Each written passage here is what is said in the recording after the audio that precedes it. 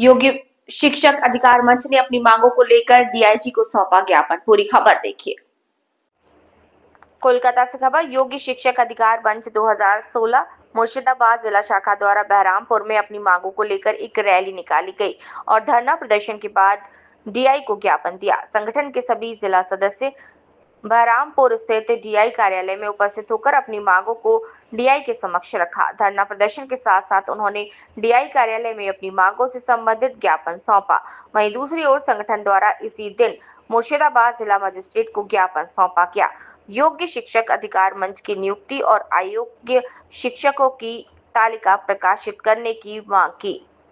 আমরা জেলার সমস্ত ডিআই অফিসগুলোতে বিভিন্ন জেলার সেখানে আমরা অভিযান করছি এবং ডিআইদের কাছে আমাদের দাবি যে আপনাদের আন্ডারে যারা যারা untainted teaching non teaching staff যারাই রয়েছেন তাদের লিস্ট সার্টিফাই করে অবিলম্বে প্রকাশ করা হোক এবং সেটা আপনারা ঊর্ধ্বতন কর্তৃপক্ষের কাছে আমাদের দাবিটা তুলে ধরুন যাতে শিক্ষামন্ত্রী চেয়ারম্যান তারা যথাযথ পদক্ষেপ গ্রহণ করে।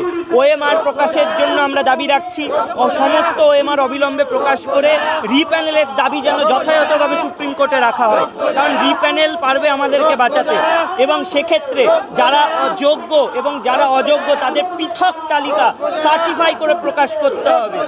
সেক্ষেত্রে আমরা দাবি রাখছি যে বিগত দিনে রাজ্য সরকারকে এসএসসিকে অনেক হাইকোর্ট হোক সুপ্রিম কোর্ট হোক তথ্য চেয়েছিল বা অনেক রায় দিয়েছিল, সেগুলো তখন মানা হয়নি।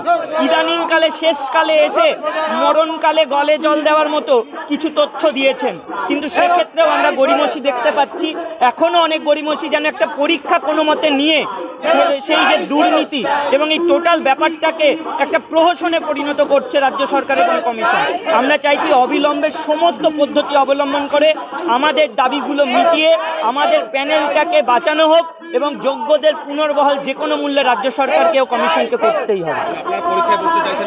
আমরা কোনো মতে পরীক্ষা কেন দেব? আজকে দায়টা তো আমাদের নয়, দোষটা তো সেই সমস্ত নেতা মন্ত্রীদের, দোষটা তো তাদের যারা টাকা খেয়ে চাকরিগুলো দিয়েছে, প্রমাণিত তারা জেলে রয়েছে।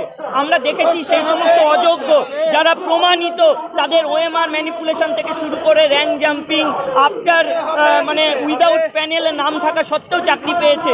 সেই সমস্ত অযোগ্যদের বাদ দিয়ে যোগ্যদের পুনর্বহাল করতেই হবে, বাছাই করতেই হবে এবং সুপ্রিম কোর্টে জোরালো দাবি করতে হবে রিভিউয়ের মাধ্যমে কি করে পুনর্বহাল করা যায়। শুধুমাত্র একটা পরীক্ষা নিয়ে ধামাচাপা দেওয়ার উদ্দেশ্য যেন কোনোভাবে রাজ্য সরকার না করে, এটাই আমরা চাইছি। একদমই তাই। দেখুন, দুর্নীতিটাকে যাতে ধামাচাপা দিয়ে একটা পরীক্ষা নিয়ে সব কিছু স্তব্ধ করে দেওয়া যায়, মুখগুলো বন্ধ করে দেওয়া যায়, সেটাই হয়তো চাইছে। তাই জন্য পরীক্ষাটাকেই পাখির চোখ করছে, যেখানে রিভিউটাকে সব থেকে গুরুত্বপূর্ণ আকারে দেখা উচিত। চিন্ময় মণ্ডল।